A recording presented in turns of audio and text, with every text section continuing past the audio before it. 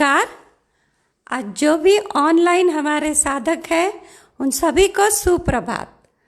आज हम द्वितीय वार्ता शुरू भारतीय योग संस्थान द्वारा महाराष्ट्र भारतीय योग संस्थान योग वार्ता का द्वितीय भाग है। इस माह में गए माह में हमने रोग प्रतिकारक शक्ति और योग के संबंध के संबंधी वार्ता की थी। अब की बार आज श्वसन प्रणाली और योग का क्या महत्व है उस पर वार्ता करने जा रहे हैं डॉक्टर राजन पटेल, पूना से, विभागीय प्रधान, महाराष्ट्र।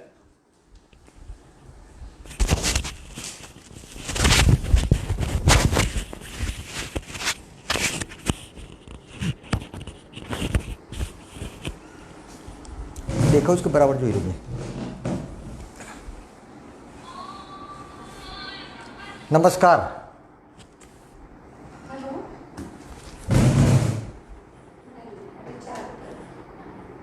देखो उस बराबर અહીંયા जो ने जैसे कि आपने अभी सुना कि ये दूसरी योग वार्ता है कि जो श्वसन तंत्र पर हम ले रहे हैं। हम जन्म से मृत्यु तक श्वास लेते हैं और ये श्वास निरंतर चलता ही रहता है अपनी मृत्यु तक। बच्चा जब जन्म लेता है तभी श्वास भरते हुए जन्म लेता है और जब भी मृत्यु होता है उसका तभी श्वास छोड़ते हुए, प्राणों को छोड़ते हुए मृत्यु होता है। अभी ये प्राण क्या है, श्वसन क्या है, इसके बारे में थोड़ा सा जानेंगे और उसको हम योग के साथ जोड़ेंगे। योग और प्राणायाम के साथ उसके साथ में हम जोड़ेंगे। पिछली योग वार्ता हमने 16 अगस्त को की थी कि जो रक्षा प्रणाली और योग के ऊपर थी। देखिए, भोजन के बिना हम कई दिन जिंदा रह सकते हैं, पानी के बिना भी कई दिन जिंदा रह सकते हैं, मगर वायु के बिना कुछ मिनट ही जिंदा रह सकते हैं। यानी श्वासों का महत्व कितना है इस पर यह सब तय होता है। वायु के बिना जीवन संभव ही नहीं है और यह प्रक्रिया जीवन भर चलती है। श्वसन हमारे जीवन का एक आधार है।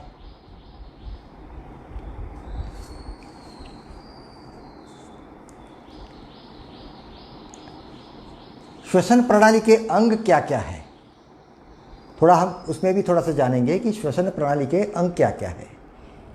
एक तो खुद हमारे नासिका, मुख, ग्रसनी, स्वर यंत्र, ट्रैकिया यानी श्वास नली। फिर श्वास नली के दो भाग पड़ते हैं, राइट और लेफ्ट, कि जिसको श्वास नलिकाएं बोलते हैं। उसके भी ब्रांचेस होते हुए ब्रोंकस, ब्रोंकियोल्स, और उसके बाद में अंतर और छोटे छोटे होते हुए अल्वियोला जो उसको बोलते हैं।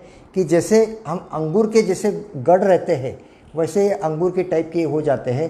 और ये अंगूर जैसे ऊपर के उस पर आवरण जो रहता है वो ब्लड वेसल्स का आवरण रहता है, कि जिससे ये शुद्धिकरण की क्रिया, ऑक्सीजन और कार्बन डाइऑक्साइड की एक्सचेंज की क्रिया बहुत ही अच्छी तरह होती है। फेफड़े दो बाजू रहते हैं और डायफ्राम, ये सभी हमारे श्वसन के अंग हैं। अभी पहले तो हम नासिका लेंगे। नासिका हमारी जो है, ये नासिका 3 भाग में बटी गई है। एक तो नासिका खुद, नासिका गुहा, नासिका अंदर की जो गुहा है वो, और नासिका ग्रसनी। एक तो नासिका छिद्र, गुहा और अंदर की ग्रसनी। वैसे ही अंदर मुख का ही ऐसा ही है, मुख है, मुख गुहा और मुख ग्रसनी, और दूसरा ग्रसनी है। नासिका के अंदर छोटे छोटे बाल रहते हैं जिसको हम सीलिया बोलते हैं, सीलियरी मूवमेंट, और उसकी मूवमेंट बाहर की ओर रहती है। जो कुछ हम हवा अंदर की ओर लेते हैं वो हवा गर्म होकर अंदर की ओर जाती है, छानबीन के अंदर की ओर जाती है, अंदर कुछ डस्ट या अंदर कुछ जाने नहीं देती। अंदर फिर टर्बिनेट्स रहते हैं और ये टर्बिनेट्स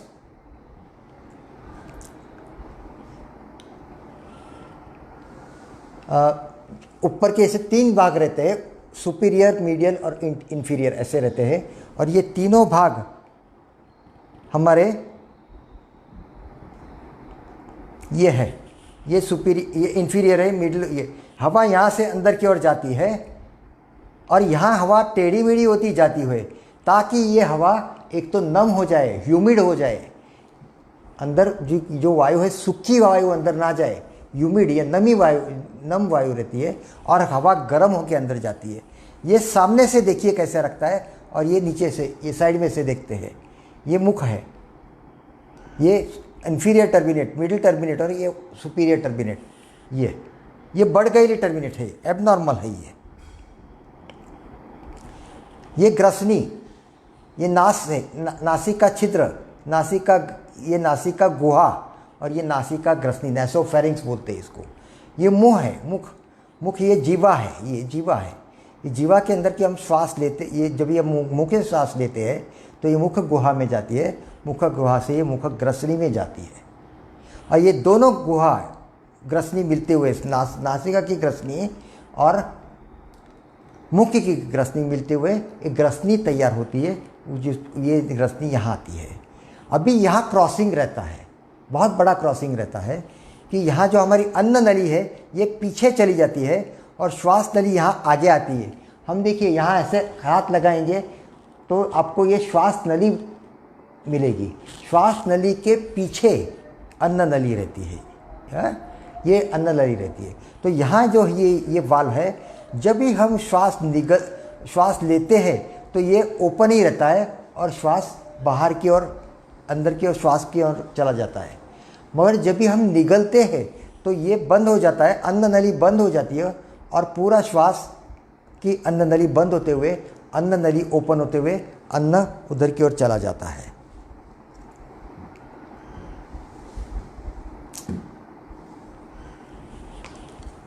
अभी गले जो ग्रसनी है, ग्रसनी के अंदर, यहाँ गले के अंदर और नाक का जो दोनों ये है, उसके बीच में एक यूस्टेशियन ट्यूब करके रहती है।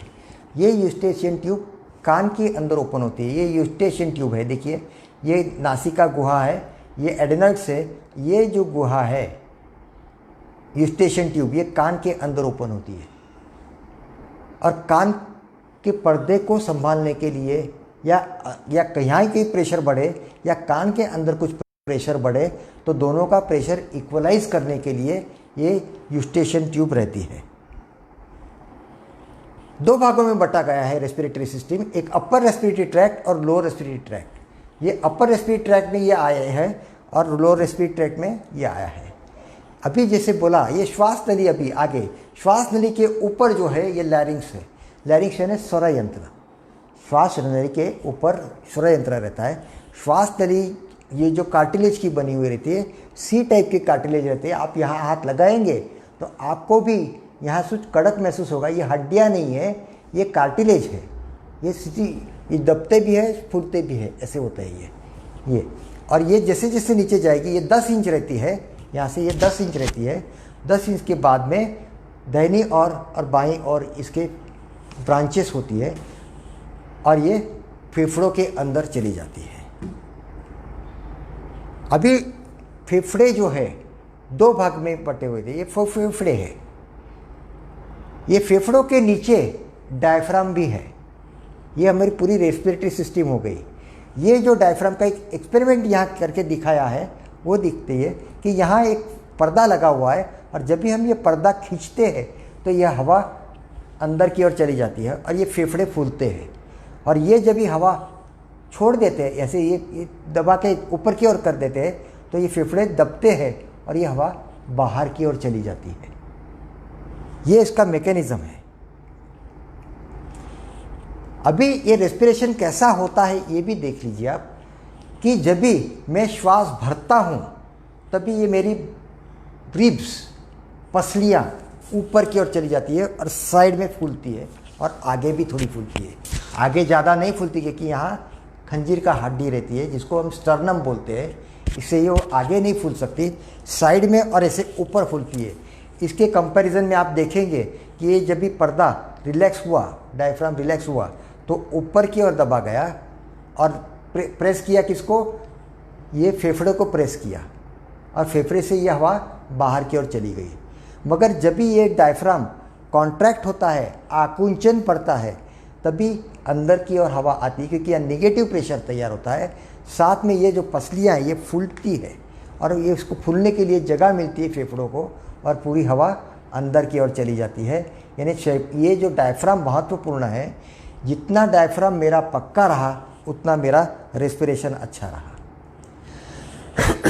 अभी ये ब्रोंकस, ब्रोंकाई, ब्रोंकियोल, उसकी जो छोटी छोटी ब्रांचेस होने लगी, ये सभी ब्रांचेस होते होते एक अल्वियोलाई, ये अल्वियोलाई है, ये इसमें रूपांतर हो जाता है। और हर एक अल्वियोलाई, करोड़ों लाखों करोड़ों ये अल्वियोलाई रहती है और उसके हर एक के इसमें साइड में ब्लड वेसल्स रहती है। यहाँ से अशुद्ध रक्त आता है, कार्बन डाइऑक्साइड युक्त रक्त आता है और इसकी वॉल को ये चिपक रहता है और यहाँ से ये ऊपर की ओर चला जाता है। यहाँ से जब भी ऑक्सीजन युक्त हवा अंदर की ओर आई तो यहाँ जो रक्त है इसको परमिएबिलिटी बोलते हैं कि जिससे ये कार्बन डाइऑक्साइड जो है वो रक्त में से हवा में निकल जाता है, फेफड़े में निकल जाता है और फेफड़े की ऑक्सीजन युक्त जो हवा है वो रक्त में चली जाती है और ये रक्त शुद्ध होता है। ये ब्लू कलर का जो है ये अशुद्ध रक्त है, कार्बन डाइऑक्साइड युक्त रक्त है। और जब भी ये ऑक्सीजन युक्त ब्लड होता है तभी ये शुद्ध करके चली जाती है। श्वसन के दो प्रकार हैं, एक तो बाह्य श्वसन और अंतः श्वसन। बाह्य श्वसन यानी हम जो नासिका से फेफड़ों तक श्वास लेते हैं वो बाह्य श्वसन हुआ। अंतः श्वसन जो है वो सेल्यूलर लेवल पर होता है। अंतः श्वसन ही इम्पॉर्टेंट है क्योंकि जब भी ऑक्सीजन युक्त हवा अंदर की ओर चली जाती है और पूरे शरीर में घूमती है लाल पेशी की माध्यम से, तभी साथ में खून में ग्लूकोज रहता है। ग्लूकोज से हमने ताकत मिलती है, हमने सुना है ग्लूकोज से हमने ताकत मिलती है। मगर ये ताकत कब मिलती है कि जब भी ये अंतःश्वसन होता है सेल्यूलर लेवल पर, तभी ये ग्लूकोज ब्रेकडाउन हो जाता है, ग्लूकोज तोड़ देते हैं और ग्लूकोज का रूपांतर एटीपी, एडेनोसाइन मोनो ट्राइफॉस्फेट, इसमें ये रूपांतर होता है और ये एनर्जी ऊर्जा पैदा होती है। ये ग्लूकोज तोड़ देते हैं और एटीपी तैयार होता है और ये एटीपी ग्लूकोज तैयार करते हैं। ये आपको स्लाइड में जरा बाद में दिखाऊंगा क्योंकि हमारा जो नॉर्मल अभी दिखा देता चाहिए तो ये हमारा नॉर्मल रेस्पिरेशन है। ये ग्राफ आप अभी बराबर खाली देख लीजिए कि ये जो हवा, ये जो है ये हमारी नॉर्मल हवा हम लेते हैं। ये नॉर्मल हवा हम ये लेते हैं, श्वास लिया, ये श्वास ये भरा, ये श्वास छोड़ा, ये भरा, ये खाली हम 500 ml यानी आधा लीटर हमारा श्वास लेते हैं और आधा लीटर हम श्वास छोड़ते हैं। मगर हम जब श्वास जोर से प्राणायाम में ज़्यादा की और हमारी अंदर की ओर ज़्यादा भरने की क्षमता रखते हैं तो ये श्वास हम ज़्यादा भरते हैं और ये ज़्यादा यहाँ से ज़्यादा छोड़ा श्वास को। ये देखिए इसके कंपैरिजन में हम कम श्वास छोड़ सकते हैं। ये और ये जो है इसको वाइटल कैपेसिटी, ये हवा का हमारा जो खेल है ये यहाँ ही इतने में ही रहता है, 1 2 3 इसमें ही रहता है ये खेल। ये हवा ऑक्सीजन युक्त हवा और कार्बन डाइऑक्साइड ये इसमें ही रहता है। बाकी ये जो है ये रेसिड्यूअल, हमने पूरी हवा बाहर छोड़ दी, पूरी हवा हम कुंभक, बाह्य कुंभक लगाते हैं, बाह्य कुंभक में हम पूरा श्वास बाहर छोड़ देते हैं, तभी ये पूरी हवा बाहर निकल जाती है, तो भी फेफड़ों में इतनी हवा सिल्लक तो रहती ही है। ये इम्पोर्टेंट है। मगर जो हमारी उपयुक्त हवा है ये यहाँ से यहाँ तक है, इसको टाइडल वॉल्यूम बोलते हैं जो 500 ml रहता है। ये जो इंस्पिरेटरी रिजर्व वॉल्यूम बोलते हैं, इंस्पिरेटरी रिजर्व वॉल्यूम, ये वॉल्यूम की जो ये इसमें कभी उपयोग होता है जब भी हम थकते हैं, थकान आती है तो हम श्वास ज़्यादा भरते हैं, या हम जब भी व्यायाम करते हैं तो श्वास ज़्यादा भरते हैं, दौड़ते हैं, तो ये रेस्पिरेशन उपयोगी होता है। मगर प्राणायाम में पूरे के पूरा यहाँ से लेते हुए यहाँ तक पूरा हम प्राणायाम में ये हवा भरते हैं, छोड़ते हैं। पूरी बाह्य कुंभक तक हम हवा ले जाते हैं और आंतरिक कुंभक तक हवा बाहर रोकते हैं। ये रोकने की क्षमता, इसको वाइटल कैपेसिटी बोलते हैं। उसकी आगे की स्लाइड में आपको दिखाता हूँ। ये टोटल लंग कैपेसिटी हमारी 4 से 5 लीटर रहती है। 4 से 5 लीटर हवा हमारे दोनों फेफड़ों में रहती है। टाइडल वॉल्यूम में अभी बोला कि 500 ml, आधा लीटर ही वो ले सकते हैं। ये इंस्पिरेटरी जो है वो अभी अब ज़्यादा इसमें कुछ ये नहीं करते, मगर वाइटल कैपेसिटी जो है वो 4800 है। अभी श्वास गति, मेरी जो श्वास गति है, ये नॉर्मल गति जो है वो 14 से 16 प्रति मिनट रहती है। जब भी हम व्यायाम करते हैं तब व्यायाम से हमारे अंदर की जो श्वास गति है ये बढ़ती है। हम दौड़ते हैं तो श्वास गति बढ़ती है। मगर जब मैं प्राणायाम करता हूँ या सो जाता हूँ या आराम करता हूँ, तभी इसका रेट कम हो जाता है। कुंभक में हम रेट कम करते हैं, रेस्पिरेटरी रेट मिनट पर मिनट जो रहता है वो कम करते हैं। गहरे लंबे श्वास में हम रेट कम करते हैं। अभी जो मैंने बोला, यहाँ श्वास नली है और ये श्वास नली के अंदर ब्रांचेस पड़ते हैं। ये खास स्लाइड मैंने क्यों बनाई कि जिसको ये अस्थमा वाले हैं, ये इनकी जो देखिए अंदर की जो डायमीटर है कितनी बड़ी है। ये रेगुलर है, ये नॉर्मल है, ये नॉर्मल एयरवे। मगर जिसको अस्थमा होता है, ये अंदर की वॉल है, ये सिकुड़ जाती है और यहाँ की ये वॉल जो मसल है, ये मसल्स को सूजन आ जाती है। ये सिकुड़ते हुए पूरी ये एयरवे बहुत ही कम हो गया, वहाँ सिक्रीशंस ब्लॉक हो गई। ये म्यूकस है, श्लेष्मा है, ये श्लेष्मा से ब्लॉक हो गया। ये मसल्स की सूजन आने से देखिए मसल टाइटन्स ये। और आदमी जो अस्थमा वाला आदमी रहता है वो श्वासों के लिए झगड़ता है। यही जब भी हम प्राणायाम करते हैं तभी हम इसकी कैपेसिटी बढ़ाने के लिए इसके खास हम जो व्यायाम करते हैं तो इसकी सिक्रेशंस भी कम होते हैं, ये भी पक्का होता है और हमारा एयरवे क्लियर रहता है, ताकि अस्थमा वालों को भी अस्थमा का अटैक आए तो तकलीफ नहीं होती। श्वसन प्रणाली की व्याधियां क्या क्या है? एक तो सर्दी जुकाम जो हम रोज देखते हैं, सर्दी जुकाम, खांसी, ब्रोंकाइटिस, साइनोसाइटिस। ये साइनोसाइटिस हमारे 3 साइनसेस है। ये 2 साइनस वो 2 पैर में है। यहाँ साइनस जो है ये फ्रंटल साइनसेस बोलते हैं, यहाँ जो है मैक्सिलरी साइनस, और उसके अंदर जो है वो इथमॉइडल साइनस बोलते हैं। इसमें ये हवा रहती है, जो हम हवा देते हैं, ये हवा 3 ये पोकड़ी जिसको हॉलोनेस बोलते हैं, वो हॉलोनेस में हवा रहती है। और ये हवा से हमारा आवाज़ में रेजोनेंस, आवाज़ में जो ये रहता है एक फ़र्क, ये फ़र्क ये हमारे साइनस से होता है। मगर कभी कभी साइनस का इन्फेक्शन हुआ है, साइनोसाइटिस हुआ, तो अंदर की वो और सूजन आ जाती है, और अंदर की ओर सूजन आने से साइनसेस ब्लॉक हो जाती है, श्वास नहीं ले पाते, या श्वास लेते हैं तो अंदर सिक्रीशंस इतने बढ़ जाते हैं कि पूरा नाक भर जाता है। ये क्लियर हो जितने हुए उतने हमारे आवाज़ में मधुरता आएगी। आपने देखा होगा जिसको नज़ला है, सर्दी है, ये सर्दी जब भी रहती है तभी आवाज़ में भी फ़र्क आ जाता है। ये फ़र्क क्यों आता है? क्योंकि ये जो कुछ साइनसेस है, ये साइनसेस मेरी ब्लॉक हो जाती है, हवा अंदर नहीं रहती, या उसके फ्लूइड हो जाता है, पानी आ जाता है, और बाद में ये आवाज़ हमारा अलग बढ़ जाता है। अस्थमा, ब्रोंकाइटिस, न्यूमोनिया, सीओपीडी यानी क्रॉनिक ऑब्स्ट्रक्टिव पल्मोनरी डिसीज जिसको बोलते हैं, कि क्रॉनिक लंग फूलते नहीं है इसमें, और फिर श्वास के लिए झगड़ते बैठते हैं। टीबी, प्लूरसी भी ये भी बोलता हूँ कि प्लूरसी क्या है? ये हमारे जो फेफड़े है जो है, ये फेफड़े 2 है फेफड़े, दाहिना फेफड़ा और बायां फेफड़ा। बायां फेफड़ा जो है वो दाहिने फेफड़े से थोड़ा सा मोटा रहता है, बड़ा रहता है थोड़ा सा। और मगर ये छोटा या ये छोटा रहता है, यानी यहाँ से ये जो छोटा रहता है, या दाहिना फेफड़ा बड़ा रहता है, यहाँ ये छोटा रहा तो भी ब्रॉड यहाँ जो ज़्यादा रहता है, क्योंकि बीच में यहाँ हृदय रहता है।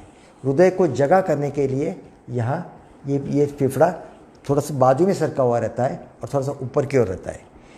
दाहिना फेफड़ा 3 भागों में बट गया है। राइट साइड की जो फेफड़ा है वो 3 भागों में बटा हुआ रहता है, और लेफ्ट साइड का जो फेफड़ा है वो 2 साइड में बटा हुआ रहता है।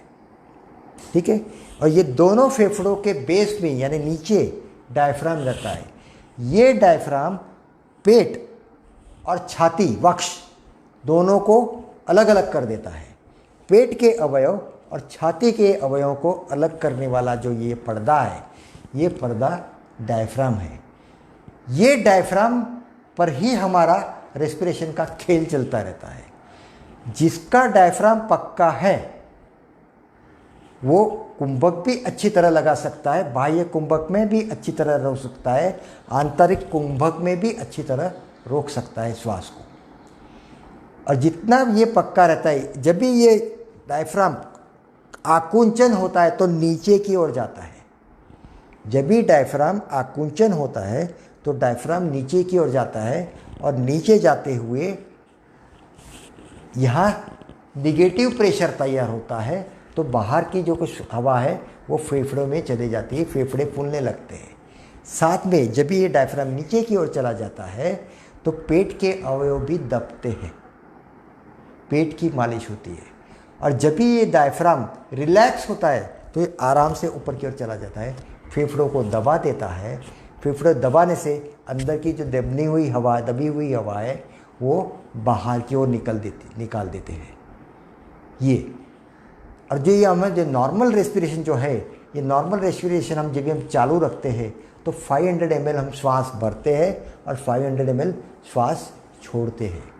मगर जब भी मैं श्वास लंबा और गहरा भरता हूँ तो 1900 सीसी से 3300 सीसी तक मैं हवा भर देता हूँ। कितनी? 500 थी अभी, और सीधा 6 गुना ज़्यादा मैं हवा भर है। इसका मतलब है कि जो मैं नॉर्मल रेस्पिरेशन करता हूँ तो 500 ml ही में श्वास लेता हूँ, मगर जब मैं प्राणायाम करता हूँ, जब भी मैं लंबा गहरा श्वास लेता हूँ, जब भी मैं श्वास को रोकता हूँ बाहर लेके, बाह्य कुंभक में रोकता हूँ, तो पूरी श्वास को बाहर निकाल दिया और पूरी श्वास को अंदर लिया, तो उसकी कैपेसिटी ऑलमोस्ट 8 गुनी बढ़ जाती है। अभी देखिए आप, मैं लेता था तो आधा लीटर ही 500 ml उतना ही श्वास लेता था, मगर प्राणायाम से मैं 8 गुना हवा में ज़्यादा लेता हूँ। कितना फ़र्क हुआ? तो मुझे ऑक्सीजन ज़्यादा मिलने वाली या कम मिलने वाली है? जितना ऑक्सीजन ज़्यादा मिला उतना ही मेरा रक्त शुद्धिकरण की क्रिया तेज होने वाली है। और रक्तीकरण की शुद्धि क्रिया तेज हुई तो रक्त शुद्ध हुआ, तो हर एक पेशी को, मेरे शरीर की हर एक पेशी को रक्त ऑक्सीजन से जो भरपूर रक्त रहता है वो ऑक्सीजन भरपूर मात्रा में मिलता है, तो मेरी एनर्जी भी उतनी ज़्यादा तैयार होने वाली है। क्योंकि ऑक्सीजन जब भी मिलता है, प्राणों से मिलता है, तभी ये ऑक्सीजन ग्लूकोज को तोड़ देता है, ग्लूकोज के अणु को, मॉलिक्यूल्स को तोड़ देता है और एटीपी में उसका रूपांतर कर देता है। एटीपी उसमें रूपांतर कर देता है जो एनर्जी रिलीज़ करता है। इसके लिए जब भी हम गहरा लंबा श्वास लेते हैं या छोड़ते हैं तभी हमारी ऊर्जा निर्माण होती है। और ये ऊर्जा से जब भी हम पूरा प्राणायाम करने के बाद में उठ के बैठते हैं तो हमारे शरीर ऊर्जा से ओतप्रोत रहता है। ये क्यों रहता है? ग्लूकोज का ब्रेकडाउन होता है और प्रचुर मात्रा में ऊर्जा पैदा होती है। इसके लिए मेरा डायफ्राम पक्का होना ज़रूरी है। ये जो फेफड़े हैं, ये फेफड़े स्पॉन्जी रहते हैं, उसको दबा सकते हैं, लचकदार रहते हैं, बहुत ही सॉफ्ट रहते हैं, और उसमें करोड़ों अल्वियोलाई रहते हैं। तो रक्त शुद्धिकरण की कितनी अच्छी तरह होती होगी आप वो देख लीजिए।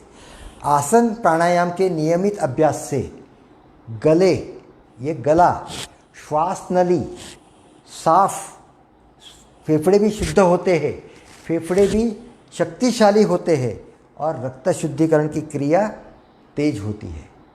वायु की अंतरंगत शक्ति का नाम हम क्या बोलते हैं कि हम प्राण बोलते हैं। प्राण ही हमारा जीवन है, जिसके अधीन मेरा पूरा जगत है। मेरा पूरा जीवन कभी रहता है कि मेरा ये श्वास बराबर रहा तो ही मेरा जीवन रहने वाला है। श्वासों के व्यायाम को प्राणायाम कहते हैं। शारीरिक व्यायाम को हम आसन कहते हैं, वैसे श्वासों के व्यायाम को प्राणायाम कहते हैं। प्राण ही प्राणी को उत्पन्न करने वाली और पालन करने वाली शक्ति है। ये भी सही है। यह प्राण पूरे ब्रह्मांड में व्याप्त है। अभी श्वसन हमें हम रोज देखते हैं कि जब भी हम प्राणायाम करते हैं तो प्राणायाम में 3 भाग रहते हैं, एक तो कुंभक, रेचक और पूरक। जब भी हम पूरक करते हैं तो श्वास अंदर की ओर भरते हैं। अभी जब भी नॉर्मल श्वास लेते हैं तो 500 ml श्वास लेते हैं, मगर जब भी मैं पूरक करता हूँ तो 500 से 6 से 7 गुना में श्वास ज़्यादा भरता हूँ और आंतरिक कुंभक में रुकता हूँ, ताकि मेरी अंदर की जो हवा है, अंदर की ओर भरी हुई हवा, उसको मैं रोकता हूँ, ताकि कार्बन डाइऑक्साइड और ऑक्सीजन की एक्सचेंज की क्रिया को वक्त मिले। एक्सचेंज की क्रिया कभी अच्छी होगी जब भी श्वास रोका हुआ है तभी। तो ये जब भी वक्त मिलता है तो पूरा ऑक्सीजन से मेरा रक्तवाहिनियाँ फूल जाती है, ऑक्सीजन भरपूर मिलता है और कार्बन डाइऑक्साइड बाहर की ओर निकाल देने में, फेफड़ों से बाहर निकाल देने में मदद होती है। वैसे ही जब भी मैं श्वास पूरा छोड़ देता हूँ बाह्य कुंभक में और बाह्य कुंभक में रोकता हूँ, तो जो 500 ml थी उसके बदले अभी मैं और बाहर की ओर श्वास छोड़ दिया, अंदर की फेफड़ों को भी मैंने दबा दिया। ये जो डायफ्राम है और रिलैक्स हो गए और ये फेफड़ों को दबा दिया, तो और श्वास बाहर निकल गया, तो मेरी वाइटल कैपेसिटी और बढ़ जाती है। अंदर दबा दिया तो भी अंदर श्वास रहता ही है। एक उदाहरण के तौर पर बोलता हूँ, समझो कि मेरी 2 व्हीलर है, 2 व्हीलर के टायर्स है, टायर्स में हवा रहती है, और जब भी ये हवा पूरी भरी, एक बहुत पूरी भरी तो फट जाएंगे टायर, मगर उसकी कैपेसिटी से भरी तो ये कैपेसिटी हमारी जो लंग्स की कैपेसिटी वैसे, मगर जब पर पंक्चर हो जाती है स्कूटर तो पूरी हवा निकल जाती है, नहीं निकलती। अंदर कुछ नहीं कुछ तो हवा शिल्लक रहती ही है, पूरी दबती है मगर अंदर हवा शिल्लक रहती। यही हमारा फेफड़े में रहता है कि पूरी हवा बाहर निकाल दी तो भी अंदर हमारी हवा थोड़ी बहुत तो रहती ही है। यौगिक श्वसन, इसके बारे में अब थोड़ा सा बोलूँगा। यौगिक श्वसन, श्वास तो हम लेते हैं, एक छोड़ते हैं, रेचक पूरक सब करते हैं। यौगिक पूरक ये श्वसन में खास करके सबसे पहले तो एक स्वाभाविक श्वसन, मैंने अभी स्वाभाविक श्वसन आपको दिखाया कि जिसमें 500 ml श्वास भरते हैं, 500 ml श्वास छोड़ देते हैं, ये हमारा स्वाभाविक श्वसन हुआ। दूसरा जो है वो उदर श्वसन है। ये उदर यानी पेट, यहाँ डायफ्राम है, ये डायफ्राम के नीचे ये उदर श्वसन। ये पेट हमारा जब भी मैं आगे पीछे करूँगा ये उदर श्वसन होता है। जब भी मेरा ये जो हाथ है, दाहिना हाथ मैं यहाँ रखता हूँ और बायां हाथ जो है छाती पर रखता हूँ, और खाली मैं जब भी मैं उदर श्वसन करता हूँ, अभी मेरी ओर देखिए,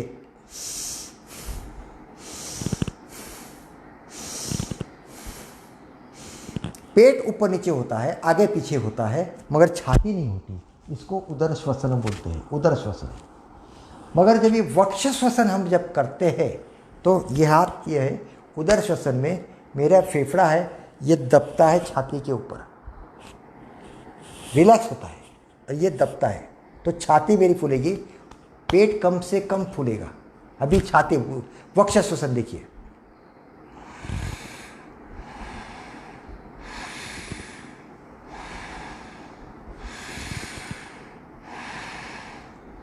पेट बिल्कुल नहीं हिल रहा, छाती ले रही, इसको वक्ष श्वसन बोलते हैं। मगर तीसरा जो है वो गर्दनी श्वसन है। गर्दनी श्वसन हम कभी ले करते हैं, श्वासों के साथ हम जब झगड़ते हैं, ऑक्सीजन की हमारी लेवल कम हो जाती है तो हम श्वास के लिए, श्वास शरीर झगड़ता है मुझे श्वास दो करके, तभी हमारे जो श्वासों को श्वसन के एक्सेसरी मसल्स रहते, एक्स्ट्रा मसल्स रहते, वो हमारे झगड़ते और काम में आते हैं। ये हमारे स्टर्नोमैस्टॉइड मसल्स कि जो गर्दन से जुड़े हुए यहाँ छाती पर, यहाँ के क्लेविकल रहते हैं, यहाँ हड्डी कॉलर बोन रहता है, यहाँ के सभी मसल्स, फेफड़ों के जो मसल्स है ये सभी देखिए। ये करके दिखाता हूँ, आपके ये मसल्स आपको दिखाई देंगे। और ये जो खड्डा है ये कॉलर बोन है, कॉलर बोन में आप यहाँ दबाएंगे आप तो ये खड्डा है। ये जब भी आप पूरा श्वासों से भरेंगे, ये कभी नॉर्मल श्वास में या आंतरिक कुंभक में भी ये भरते नहीं, मगर प्राणायाम में आप और शक्ति से आप भरेंगे तो ये खड्डे भी आपको भरने चाहिए। तो मेरा पूरे के पूरा गर्दनी श्वसन हुआ बोलते हैं। ये गर्दनी श्वसन हुआ। एक तो स्वाभाविक श्वसन, उदर श्वसन, ये वक्ष श्वसन, गर्दनी श्वसन हुआ, और बाद में ये जो यौगिक श्वसन। यौगिक श्वसन में ये सभी क्रियाएं एक ही, समझो मैं श्वास ली तो पहले तो उदर श्वसन किया, बाद में वक्ष श्वसन किया, बाद में गर्दनी श्वसन किया, फिर गर्दन को रिलैक्स की, वक्ष श्वसन रिलैक्स किया और पेट को रिलैक्स किया। ये एक आवृत्ति हुई। वैसे ही हम जब भी आवृत्ति करते जाते हैं तो उसको बोलते हैं यौगिक श्वसन। अभी थोड़ा सा हम आगे आएंगे यौगिक उपचार पर। श्वसन के यौगिक उपचार कैसे करेंगे? एक तो सबसे पहले तो शुद्धि क्रिया, आसन, प्राणायाम, ओम, मंत्र साधना और प्रार्थना जो करते वो। सबसे पहले लेंगे हम शुद्धि क्रिया। शुद्धि क्रिया में हम क्या करते हैं? रबर नीति करते हैं, जल नीति करते हैं और कपालभाति। शुद्धि क्रिया में ही प्राणायाम कपालभाति आता है, इसके लिए खास करके यह कपालभाति लिखा हुआ है। रबर नीति में हम रबर यहाँ से डालते हैं और दूसरी बाजू या गले में से निकालते हैं, ये रबर नीति करते हैं। रबर नीति से आगे पीछे करते हुए अंदर का पूरा भाग, फिर ये नासाग्रसनी, नासक, ये जो नासा के अंदर की गुहा, ये सभी साफ होती है। जब भी मैं मुख से निकालता हूँ तो मुख गुहा और मुख ग्रसनी, ये तीनों भाग हमारे, और ये ऊपर के तीनों भाग हम साफ करते हैं। कैसे? रबर नीति से। रबर नीति करने के बाद में हम जल नीति करते हैं कि जो कुछ चिकनाहट है ये सब इसके प्रेशर से, पानी के प्रेशर से, गुनगुना और नमक वाला पानी रहते हैं और पूरे के पूरा श्वास, हमारा अंदर का श्वास क्लियर कर देते हैं, अंदर की पूरी रेस्पिरेटरी ट्रैक्ट वो साफ कर देते हैं। और बाद में हम कपालभाति करते हैं। ये थोड़ा सा साइड में हम करते हैं, जाके एंगल बदलते हुए अंदर जो कुछ पानी है वो एंगल बदलने से वो पानी के ऊपर प्रेशर आते हुए करते हैं। ये कपालभाति कभी, मगर प्राणायाम में जब भी हम कपालभाति करते हैं तो एक स्थिर स्थिति में बैठते हुए मेरी रीढ़ गर्दन सीधी रहती है, और रीढ़ गर्दन सीधी हुए गर्दन को ना हिलाते हुए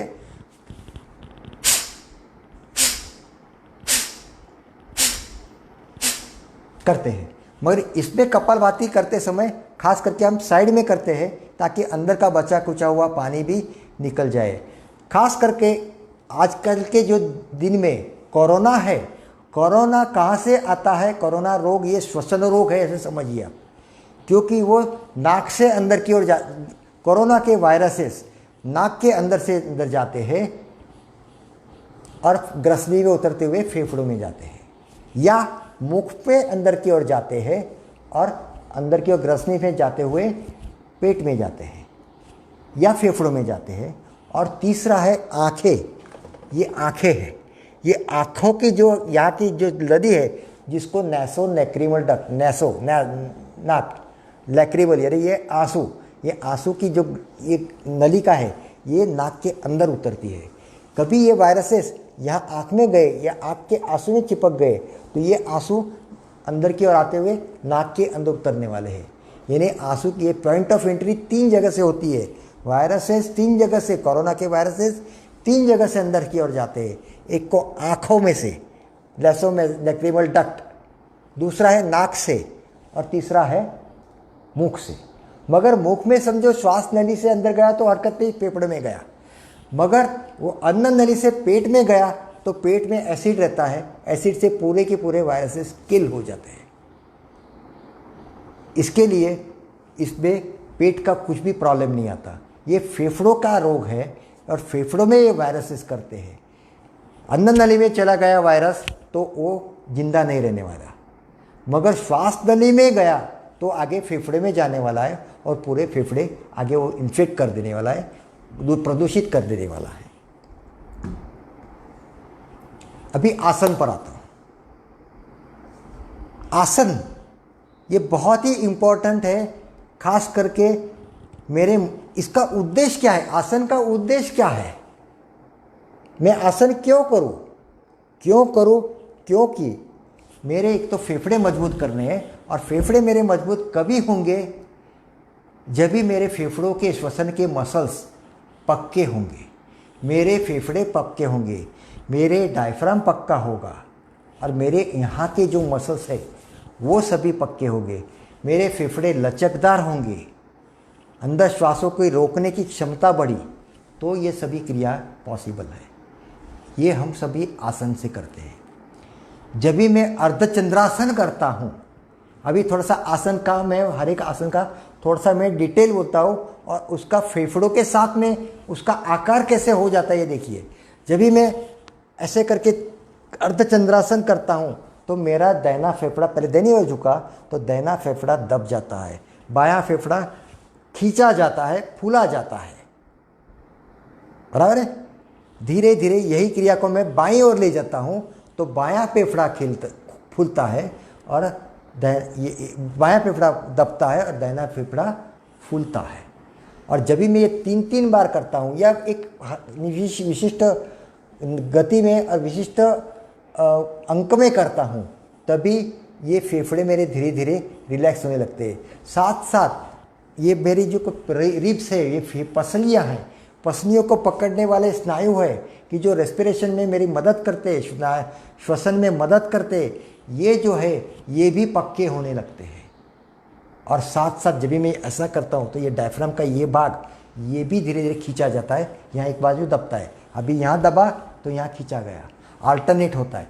अश्वत्थासन में खड़े हुए रहते हुए पैर को पीछे की ओर करते हैं तो यहाँ से पीछे की ओर किया तो यहाँ का पेट के सभी स्नायु खींचे गए, एक और पैर पीछे की ओर किया, दाहिना पैर पीछे की ओर किया तो दाहिना फेफड़ा फूल जाता है और उसको और फूलाने के लिए हाथ ऊपर की ओर करा देता हूँ, बराबर है। और ये जब भी करता हूँ तो फेफड़ा और फूलता है। फेफड़े के साथ साथ मेरे पसलियों के मसल्स है वो भी खींचे जाते हैं और ये जो हाथ है ये बायां हाथ ये पीछे की ओर ले जाता हूँ तो यहाँ ये फेफड़ा पीछे की ओर खींचा जाता है, ये आगे की ओर खींचा जाता है और थोड़ा सा हम आगे की ओर झुकाव करते हैं अश्वत्थासन में। तो फेफड़ा और ग्रेविटी की भी उसमें मदद होती है, गुरुत्वाकर्षण की भी मदद होती है फेफड़ों को कि यहाँ से जो फेफड़ा है ये अगेंस्ट ग्रेविटी रुकता है और यहाँ गुरुत्वाकर्षण से और आगे की ओर चला जाता है। ये अश्वत्थासन देखिए अल्टरनेट कैसे होता है लंग्स की स्थिति। ताड़ासन में खड़े हुए ताड़ासन में यही स्थिति होती है या लेटे हुए ताड़ासन में यही स्थिति होती है। जब भी हम खड़े हुए एड़ी पंजी मिलाते हुए दोनों पैरों को दोनों हाथों को ऊपर की ओर लेते हुए तानते हैं तो ये तानते हैं तो क्या होता है, पूरे मेरे फेफड़े दोनों फेफड़े एक साथ दोनों बाजू एक साथ खींचा होता है ना।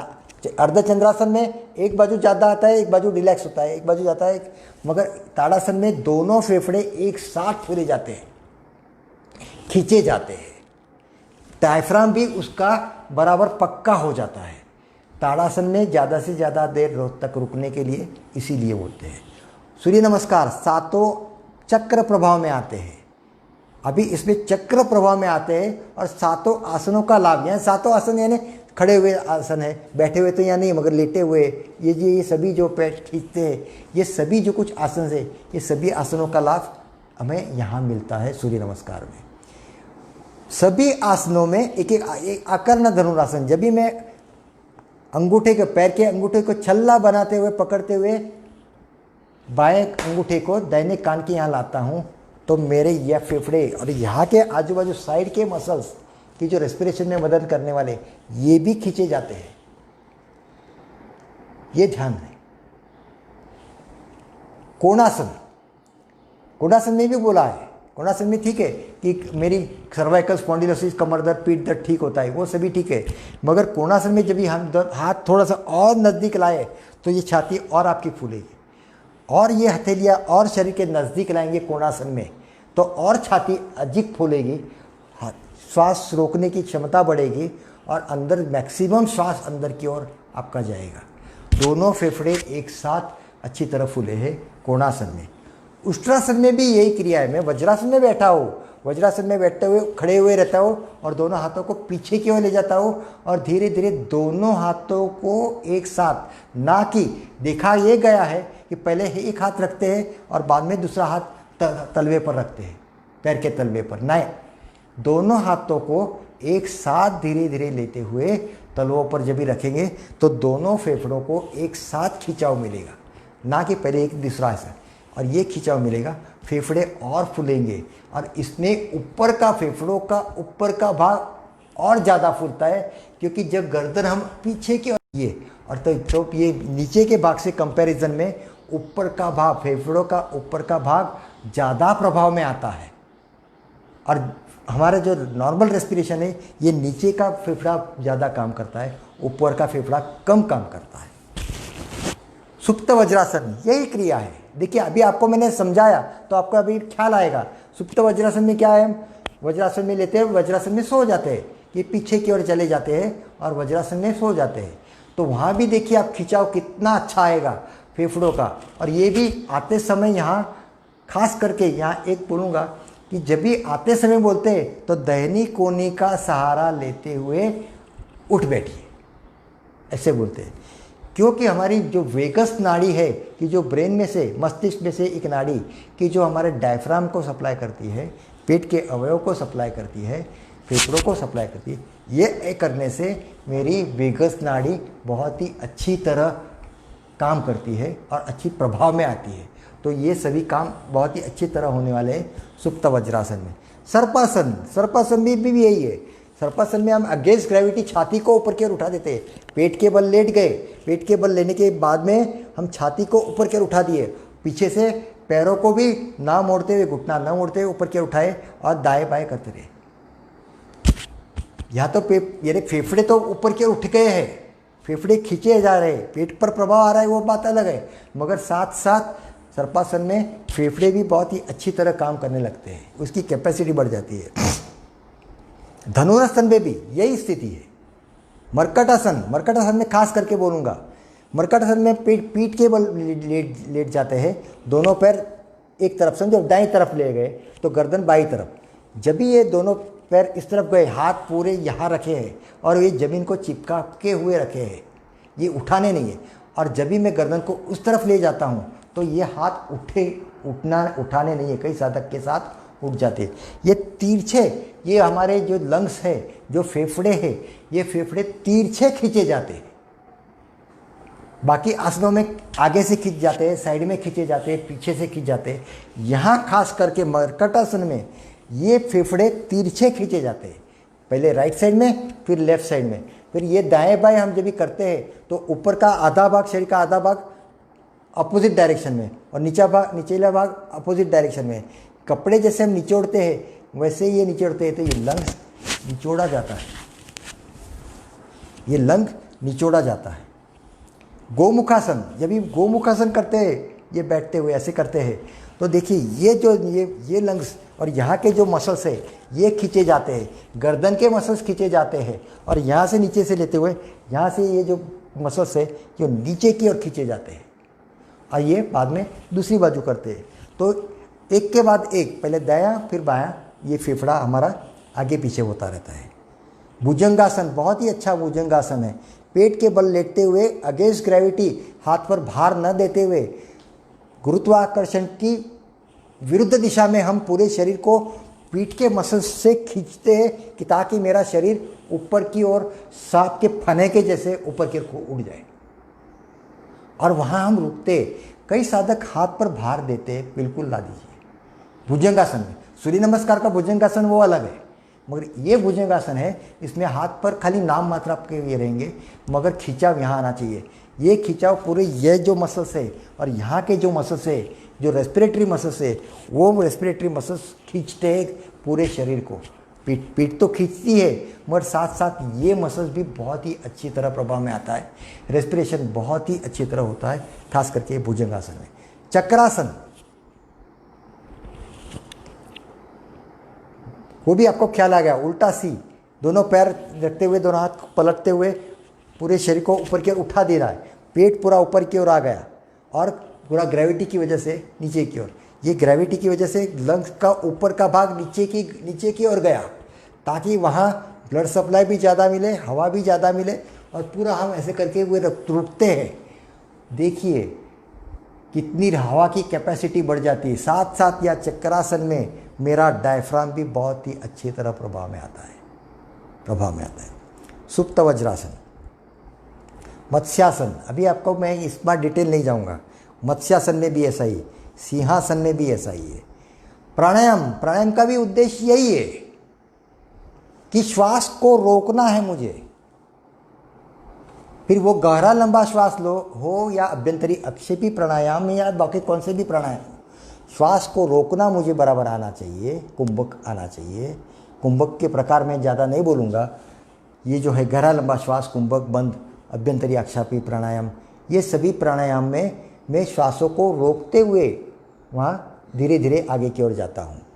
उज्जाई प्राणायाम खास करके यहाँ बोलूँगा कि यहाँ फेफड़ों के ऊपर का जो भाग है वो बहुत ही अच्छी तरह प्रभाव में आता है, क्योंकि यहाँ पेट तो बिल्कुल संबंध नहीं है, पेट के अवयव हिलने वाले नहीं है, पेट के मसल्स हिलने वाले नहीं है।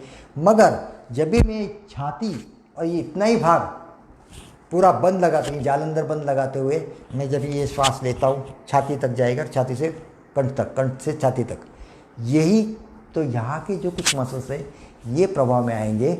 और ऊपर का ये मेरे फेफड़ों के ऊपर का भाग कि जो कम से कम हम यूज़ करते हैं, उज्जाई प्राणायाम में बहुत ही अच्छी तरह उसमें प्रभाव आता है।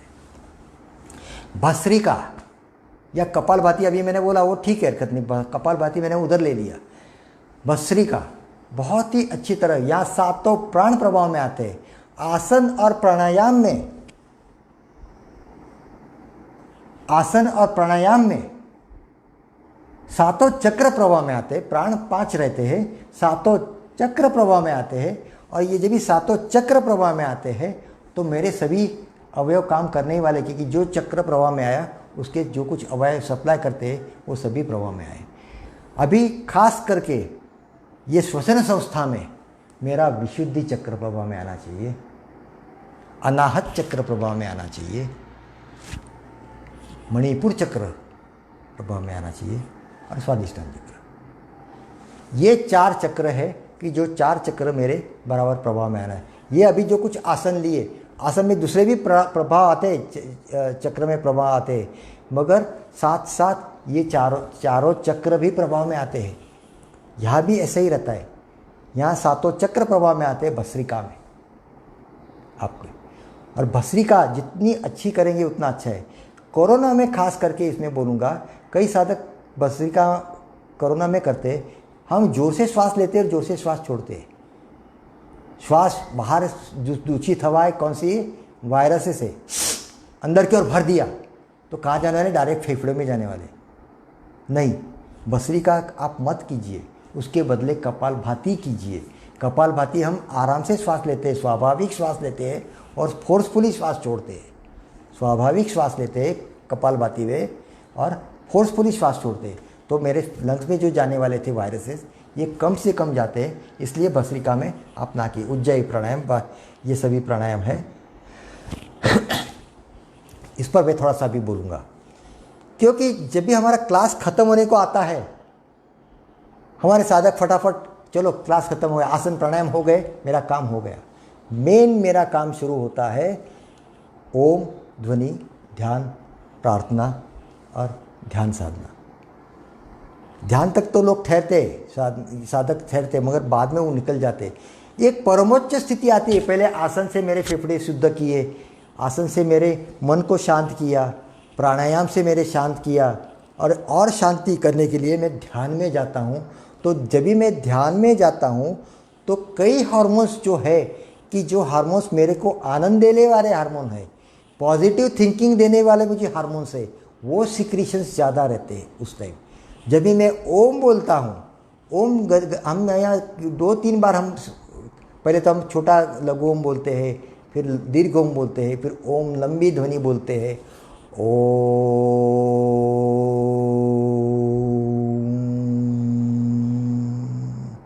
पूरा एकाग्र होते हुए मैं फेफड़े खाली करता हूँ।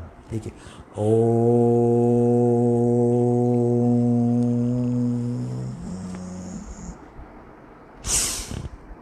वापस श्वास भरा।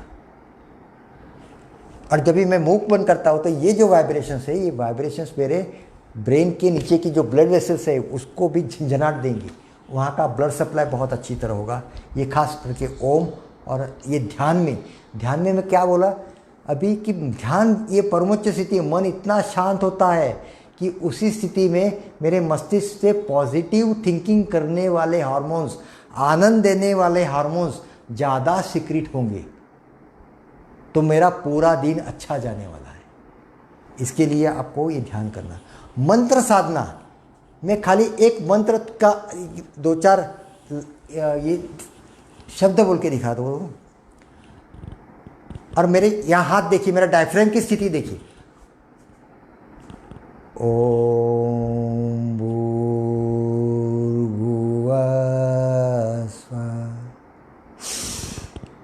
तत्सवितुर्वरेण्यं भर्गो देवस्य धीमहि धियो यो नः प्रचोदयात्। प्रचोदयात् जब भी बोलते हैं तभी हम हवा पूरी बाहर निकाल देते हैं। और जब भी पूरा श्वास भरते हैं तो ये डायफ्राम नीचे की ओर चला जाता है ताकि मेरे फेफड़े और फूले। ये श्वासों का व्यायाम नहीं तो क्या है। प्रार्थना भी, मंत्र साधना भी एक श्वासों का व्यायाम ही है। आप जब भी देखेंगे कुछ भी फिर प्रार्थना करें या कुछ भी मंत्र साधना करेंगे तो ये आपको ध्यान देना है कि उस पर, आपके डायफ्राम पर ध्यान देना है, मन पर भी ध्यान देना है, क्योंकि एक मन एकाग्र करना है। और एकाग्र कभी होगा कि ये सभी का सिंक्रोनाइजेशन, सभी का तालमेल अच्छी तरह होगा, तभी ये अच्छी तरह होगा। श्वास और मन का संबंध, ये भी खास करके मैं बोलूँगा, बहुत ही इम्पोर्टेंट है। जब भी मेरा श्वास, अभी देखिए मेरा श्वास कम होता है, जब भी मैं श्वास, एक समझो प्राणायाम में मैंने श्वास, या आसन में भी, कौन से भी इसमें मैंने श्वास को गति कम की, श्वास की गति कम की, तो श्वास धीरे धीरे नियंत्रण में होने लगता है। सही है, श्वास गति फास्ट रहेगी तो नियंत्रण में नहीं रहता, मगर श्वासों पर नियंत्रण हुआ तो मन पर नियंत्रण आता है।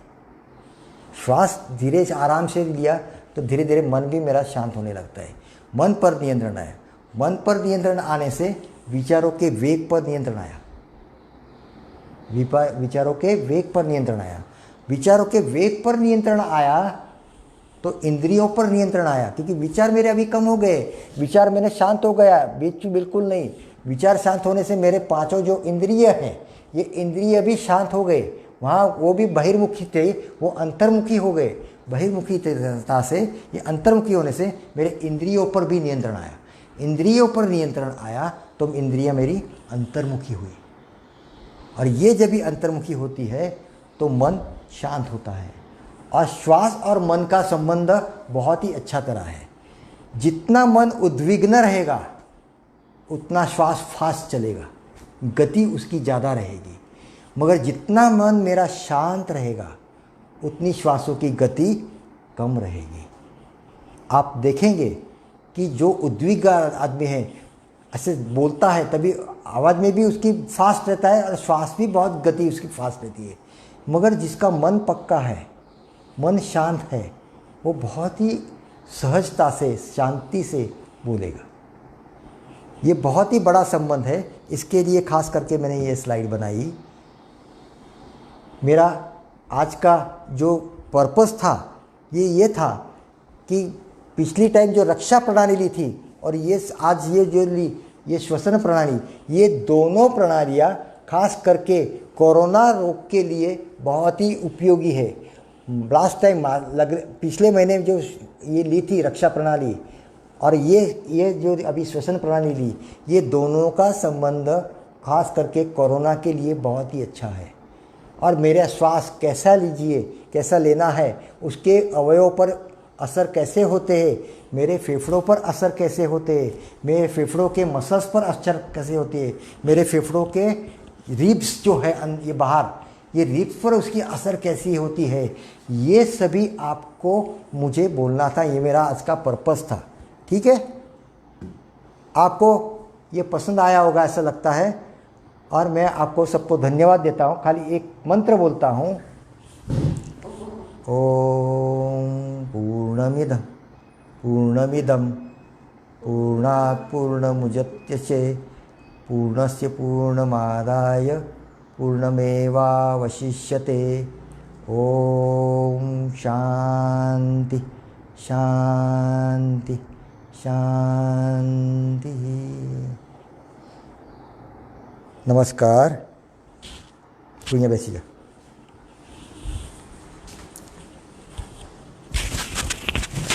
बंद हो जाओ। नमस्कार। आज के ये कार्यक्रम का उद्देश्य हमारा उद्देश्य है कि जो प्रकाश लाल जी की इच्छा थी कि मेरा हर साधक, हर अधिकारी प्रकाश लाल ही हो, तो हर जिला प्रधान ने इसका अभ्यास करना है। उसके बाद जिला प्रधान क्षेत्र प्रधान को ट्रेनिंग देगा और क्षेत्र प्रधान केंद्र के साधक को ट्रेनिंग देगा। और उसके बाद हर साधक तक ये विचार हमारे जाने चाहिए। तो हर साधक ने इस निष्काम सेवा में भाग लेना है। इसी के साथ आज का कार्यक्रम अगली वार्ता अक्टूबर महीने के तीसरे रविवार के दिन होगी। नमस्कार।